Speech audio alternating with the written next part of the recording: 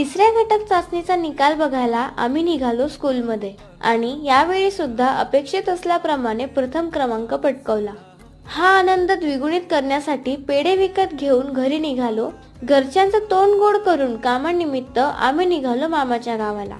तासाभराच्या या लांबलचक प्रवासात भूक लागली म्हणून आम्ही हॉटेलमध्ये पोहोचलो आणि पोटात थोडीशी भर पडावी म्हणून मिसळपाव मागवले। खाण्यापूर्वी बादलीभर तरीतून एक चमचा काढून मिसळपावावर स्वाहा करून खाण्यास प्रारंभ केला।